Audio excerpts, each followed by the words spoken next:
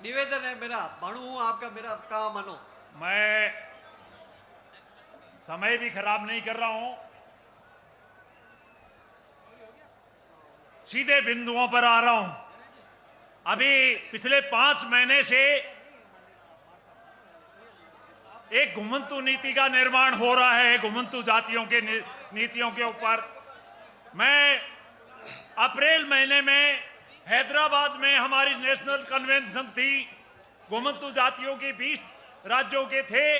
उसके बाद राजस्थान सरकार 31 मार्च को घुमंतु जातियों की नीति बनाने जा रही है। ये बहुत बड़ा महत्वपूर्ण प्रश्न है।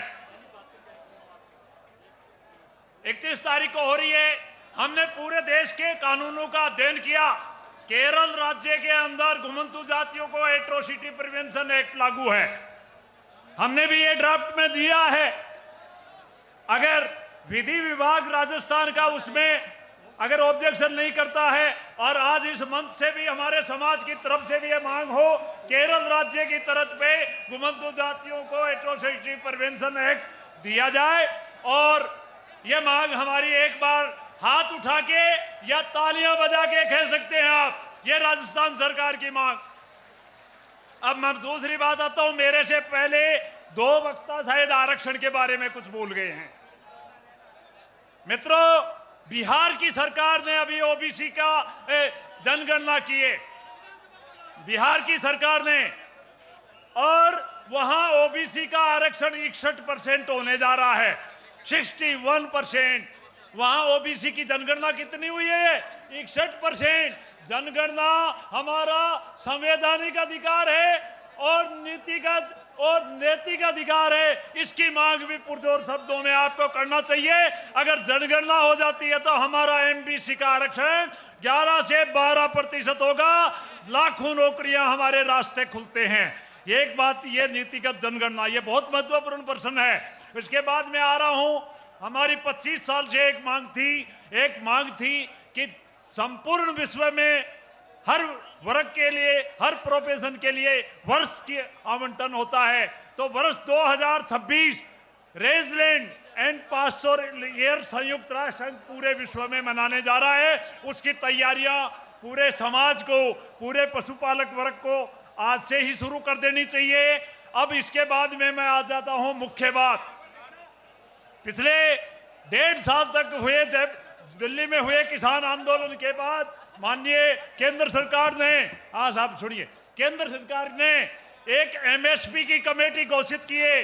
राजस्थान और गुजरात के अंदर भेड़ पालन एक बहुत महत्वपूर्ण मुद्दा है, भेड़ पालन बहुत महत्वपूर्ण मुद्दा है। हमारी ऊन है वो एमएसपी का मुद्दा है, और प्रतिवर्ष हमारे एमएसपी के अंदर ऊन की दरें डिसाइड नहीं होने से 2 से 5 हजार करोड़ का नुकसान हमारे समाज को हो रहा है।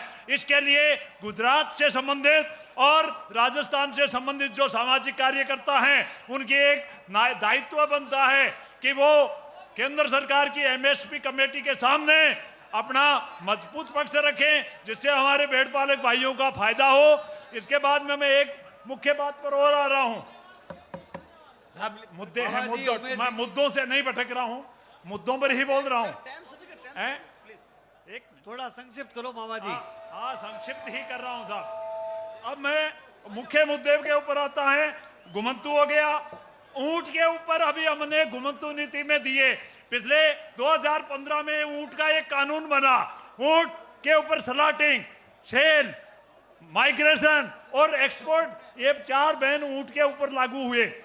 ऊंट के ऊपर कानून आया, और आज ऊंट बेच नहीं सकते आप, माइग्रेशन नहीं कर सकते, बेच नहीं सकते, और एक्सपोर्ट भी नहीं कर सकते।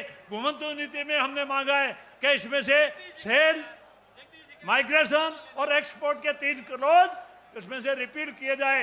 एक दूसरी बड़ी बात रखी है, वर्ष 2006 में परंपरागत वन अधिकार अधिनियम की लागू हुआ था, तो उस अधिनियम को समीक्षा, रिव्यू करने का मांग भी इस मंच से हो, ताकि हमें पूरे समाज को पीड़ा ना हो। बहुत बहुत धन्यवाद मामा जी, लेट हो रहा है, समय की सीमा है। बहुत बहुत आभार आपका। Doctor Avani Ben.